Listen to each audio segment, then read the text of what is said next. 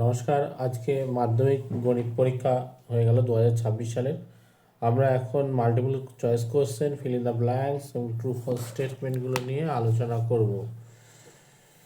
চলো দেখা যাক। আমাদের প্রথম প্রশ্ন ছিল, কোনো মূলধন 10 বছরে দ্বিগুণ হলে বার্ষিক সরল সুদের হার কত হবে? এখানে সিম্পলি দেখতে হবে, আমাদের মূলধন যদি আমি পি ধরি, তাহলে P I equal to P R T by 100, তাহলে দ্বিগুণ হচ্ছে, তার মানে আমার ইন্টারেস্টও পি হচ্ছে, রেট যদি আর হয়, টাইম 10 বছর, দ্বিগুণ বাই 100। তাহলে এখান থেকে আমার যদি কেটে দিই তাহলে আমার আসছে this implies R equals to 10. So our answer is 10%. Our answer is 10%. This is our answer. Answer হলো 10%.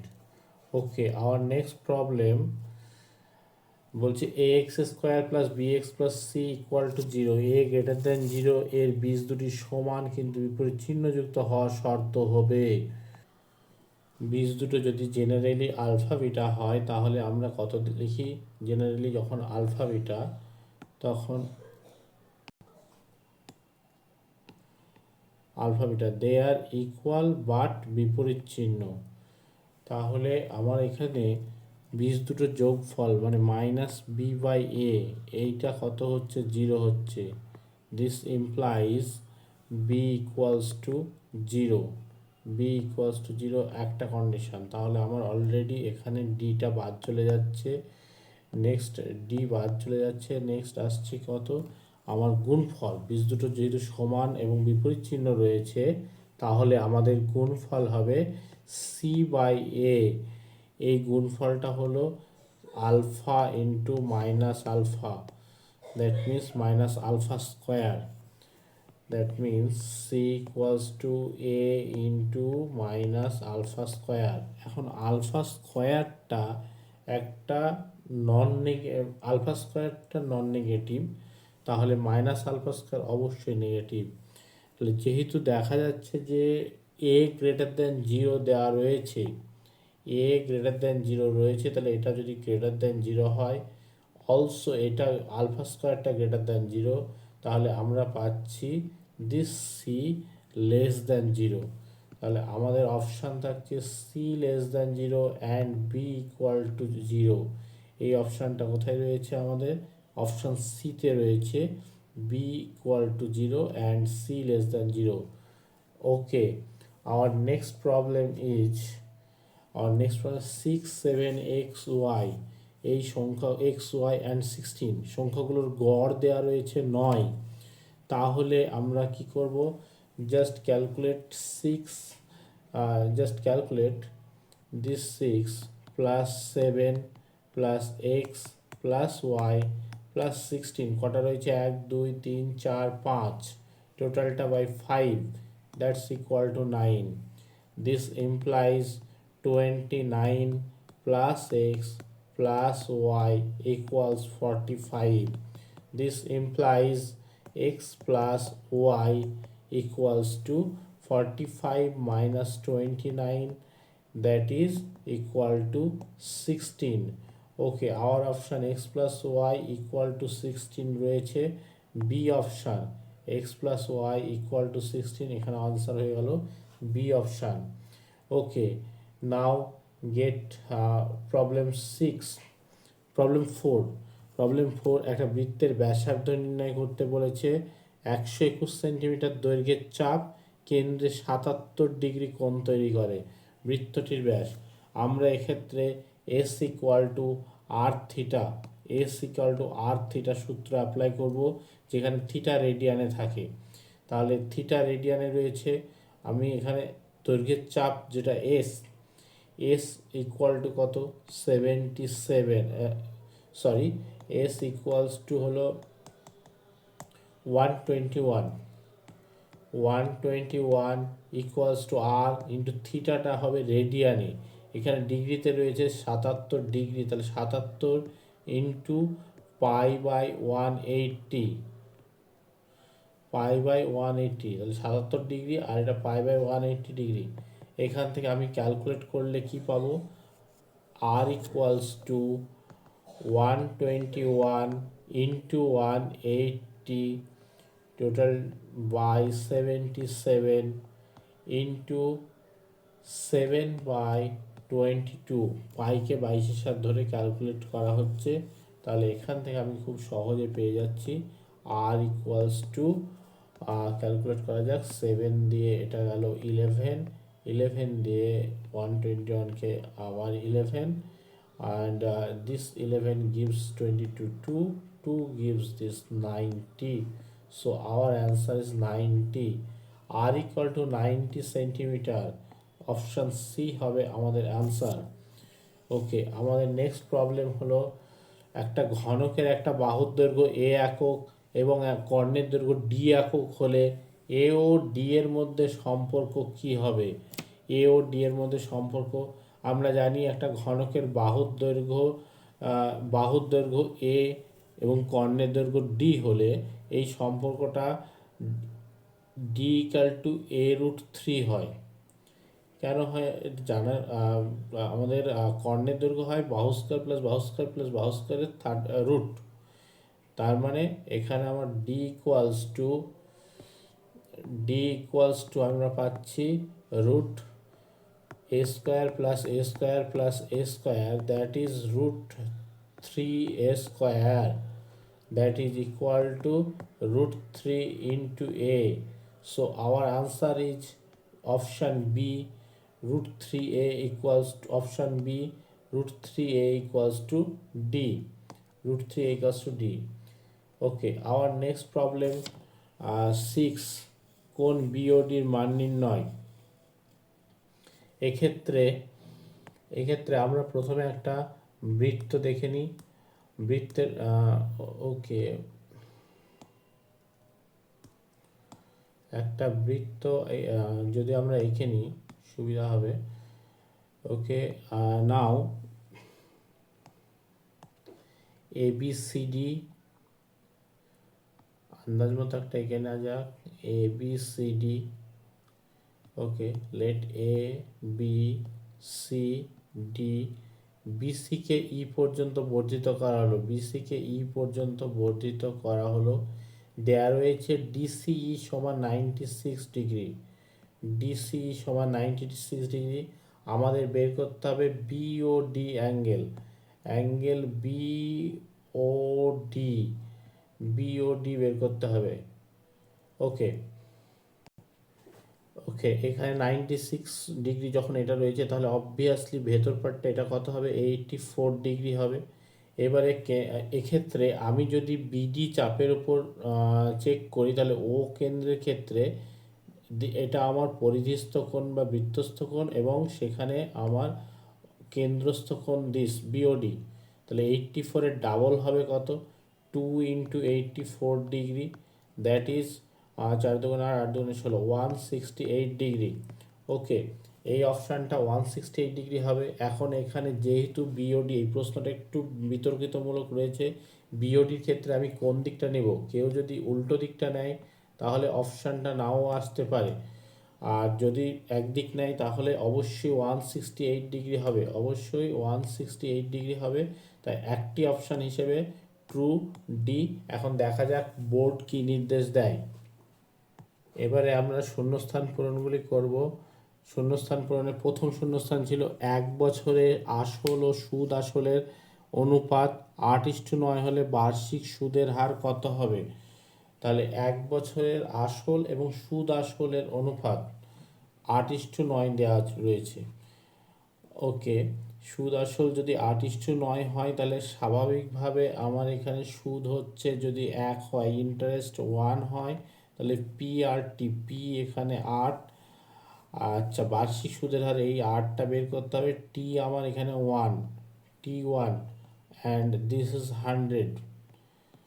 ওকে, এটা ইমপ্লাই করে আর ইকুয়ালস টু 100/8, this means 25, 4 দিয়ে কাটলে 25/2, this means 12.5. okay, our answer is 12.5%, our answer is 12.5%, তাহলে আমাদের প্রথম শূন্যস্থানটা হলো 12.5%। ওকে, hour next problem, -√3 -5 অনুবন্ধীকরণী। এক্ষেত্রে আমাদের যেটা মনে রাখতে হয়, এইখানে সিম্বলটা মনে রাখতে হবে এ প্লাস, সিম্বলটা মনে রাখতে হবে এ প্লাস √b যদি থাকে তাহলে তার অনুবন্ধী হয় a মাইনাস √b। এখানে ফ্যাক্ট করে না যে এর কি সিম্বল রয়েছে, তাহলে এখানে আমার -5টা -5ই থাকবে। তাহলে দ্যাট মিন্স -5 এবং √3 জায়গাটায় প্লাস রয়েছে, তাহলে তার অনুবন্ধী কত হবে, √3 হবে। তাহলে তাহলে আনসারটা আমাদের হয়ে যাচ্ছে -√3 -5, অথবা কেউ যদি লেখে -√3 + 5 সেটাও হবে। তাহলে এখানে আনসার দুই রকমভাবে লিখতে পারি। এক হলো -√3 -5, কেউ আবার এটাও লিখতে পারে -√3 + 5। Both correct, both are similar and this এটাই অ্যান্সার। ওকে, আমাদের নেক্সট শূন্যস্থান কি ছিল, কোনো বৃত্তের ব্যাসের দুই প্রান্তে অঙ্কিত স্পর্শক পরস্পর, এটা সবসময় সমান্তরাল হয়, এটা সবসময় সমান্তরাল হয়। আমরা যদি একটা বৃত্ত আঁকি তাহলে দেখতে পাবো এখানে দুটো একটা এটা যদি আমার ব্যাস হয়, সরি, এই যদি ব্যাস হয় তাহলে এর দুই প্রান্তে দুটো স্পর্শক সর্বদা পরস্পর সমান্তরাল হবে। তার কারণ হলো এখানে যখন 90, এটা ব্যাসের সঙ্গে যে স্পর্শকের সঙ্গে ব্যাসার্ধ 90 ডিগ্রি অ্যাঙ্গেল করে, একই সাথে এইদিকেও 90 ডিগ্রি অ্যাঙ্গেল করছে, তাহলে এরা পরস্পর কি হবে, সমান্তরাল হবে। তাহলে এখানে আনসারটা লিখতে হবে সমান্তরাল। আনসারটা হবে তাহলে এই শূন্যস্থানের উত্তরটা হবে সমান্তরাল। ওকে, আমাদের নেক্সট শূন্যস্থান রয়েছে, নেক্সট যেটা রয়েছে x = a cos θ, s sec θ and y = b cot θ। তাহলে x² / a² - b² / y², এই মানটি কত হবে? এটাও খুব সহজ সমাধান। এখানে মান যদি বসিয়ে দিই তাহলে আমাদের হবে a² sec² θ টোটালটা by a² - b² / b² cot² θ। ওকে, তাহলে এইখানে আমার b² পোর্শন a² পোর্শন যদি কেটে যায় তাহলে হচ্ছে sec² θ minus cot² reciprocal tan² θ। এটা আমরা অলরেডি জানি 1, এটা একটা অভেদ, তাহলে এখানে আমাদের আনসার হচ্ছে 1, আনসার হচ্ছে 1। ওকে, নেক্সট শূন্যস্থান যেটা বলছে একটা নিরেট অর্ধগোলকের ব্যাসার্ধ 3r হলে সমগ্র তলের সমগ্র তলের ক্ষেত্রফল কত? তাহলে একটা নিরেট অর্ধগোলক বলেছে, তার ব্যাসার্ধ 3r রয়েছে। আচ্ছা, ব্যাসার্ধ একটা বৃত্তের একটা গোলকের ক্ষেত্রে ব্যাসার্ধ সমগ্র তল হয় 4πr², নিরেট অর্ধগোলকের ক্ষেত্রে সমগ্র তল হয় 3πr²। তাহলে আমরা সেই ফর্মুলা এখানে অ্যাপ্লাই করব। তার জন্য তাহলে সমগ্র তল বাইরে আছে আমার 2π × 3r, এখানে ব্যাসার্ধের স্কোয়ার প্লাস πr², তাহলে পাই ইন্টু 3r তার square.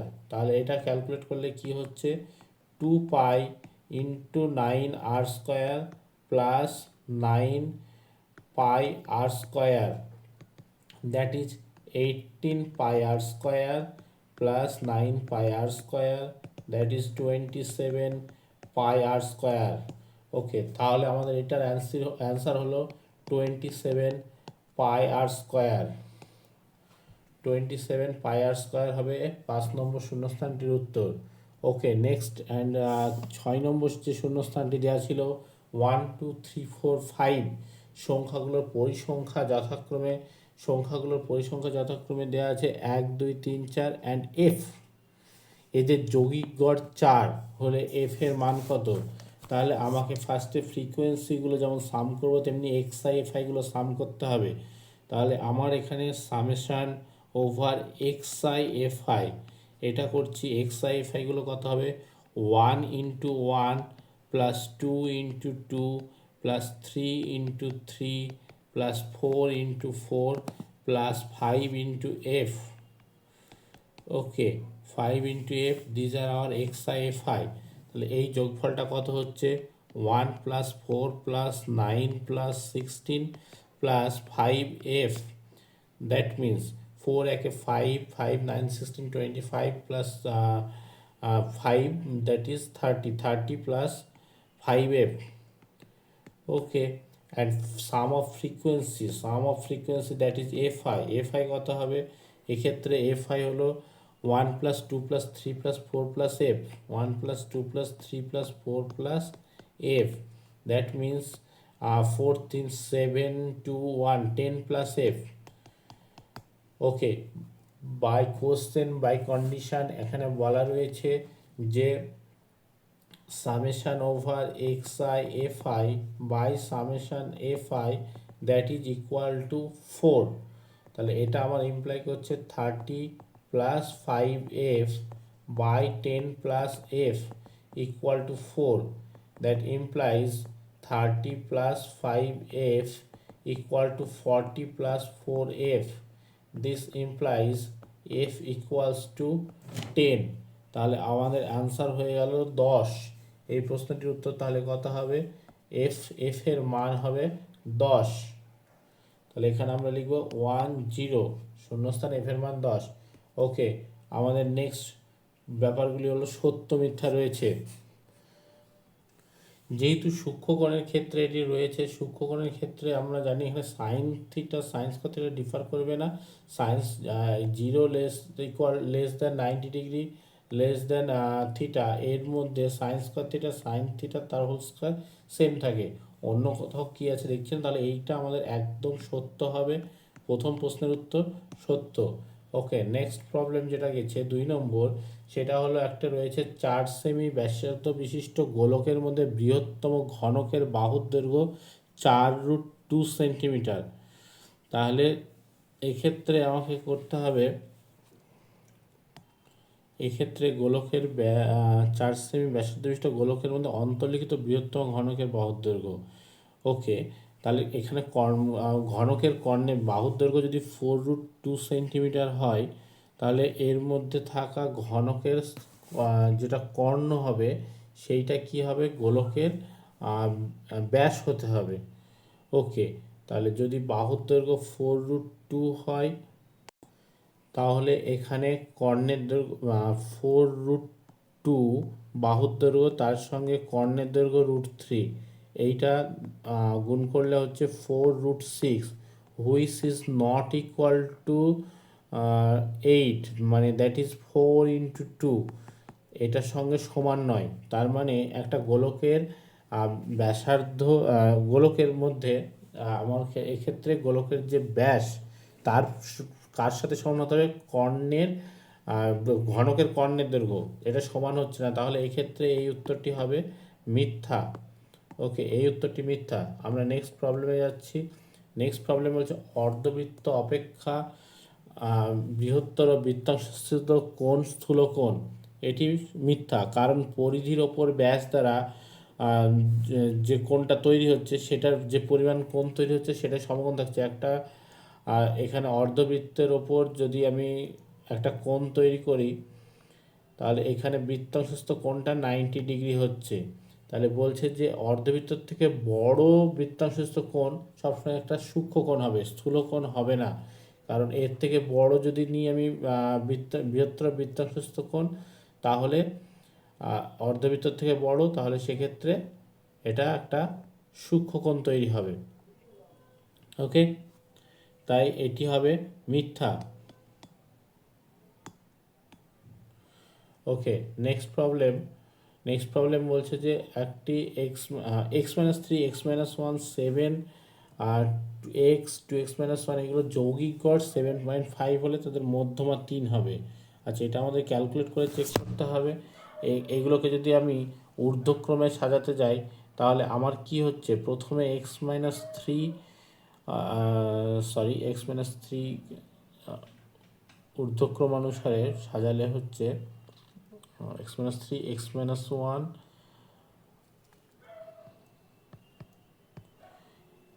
x 2x minus one, 3x minus five.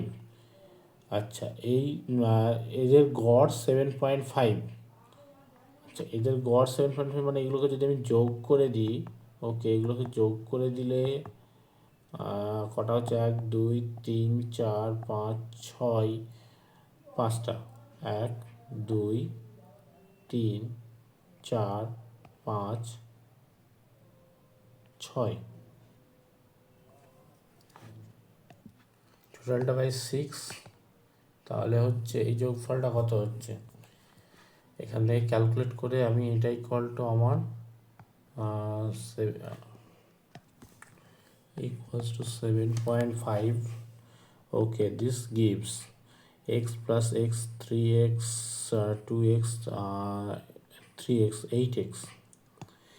8x minus 3 by 6 equals to 7.5. This gives 8x equals to 48 and এখানে হচ্ছে 42, sorry 45 x gives 45 plus 3, that is 48 by 8, this is equal to 6. তাহলে আমার রাশিগুলো হচ্ছে কত, রাশিগুলো হচ্ছে 6 minus 3 3 পরপর সাজালে, তারপরে x minus 1, তার মানে 6 minus 1 5, 7, 8, সরি নো এখানে 6 12 বিয়োগ 1 11, 3 11 3 6 18 বিয়োগ 5 18 বিয়োগ 5 13। ওকে এদের মধ্যমা এবারে আমি যদি পরপর সাজাই 3 5 6 7 11 and 13, তাহলে 6 and 7, 6 plus 7 by 2, 13 by 2, that is 6.5. So এখানে মধ্যমা 3 বলছে, সুতরাং এটা একটা মিথ্যা, এই অপশানটা মিথ্যা হচ্ছে। ওকে, our next problem is x proportional to 1 by y. x proportional to 1 by y হলে xy to the power 10 ধ্রুবক হবে। হ্যাঁ, এখান থেকে আমরা সহজে পেয়ে যাচ্ছি x equals to আমার হচ্ছে k by y, this gives xy equals to constant, so xy whole to the power 10 equal to k to the power 10 which is constant। তাহলে এটা হচ্ছে আমার সত্য। ওকে, our next and last MCQ or last objective question, সত্য মিথ্যা। একটা ব্যবসায় রাজু ও আসিফের মূলধনের অনুপাত 5:4 হলে মোট লাভের 80 টাকা পেলে আসিফ পায় 100 টাকা। আচ্ছা এই প্রবলেমটা এবার সলভ করা যাক। এখানে মূলধন অনুপাতে যদি টাকাটা পায় 5:4, তাহলে রাজু 80 টাকা পাচ্ছে, তাহলে আসিফ কত পাবে? এই হিসেবে করলে আসিফের পাওয়ার কথা এখানে 5/4 ইকুয়াল টু, আগে রাজু রয়েছে তাহলে এখানে রাজু বাই আসিফকে আমি যদি এক্স ধরি, তাহলে হিসেব মতো এক্স ইকুয়াল টু 80/4, 80 ইন্টু 4, টোটালটা বাই 5, দ্যাট ইজ 5 16 4 16 64। রাজুর লাভ যদি 80 টাকা হয় তাহলে আসিফের লাভ 64 হওয়ার কথা, কিন্তু দেয়া রয়েছে 100, সুতরাং এই উত্তরটি মিথ্যা। ওকে, তাহলে আমাদের এখানে সমস্ত এমসিকিউ করা হলো, এমসিকিউ ট্রু ফলস অবজেক্টিভ সবগুলো সমাধান করা হলো। নমস্কার।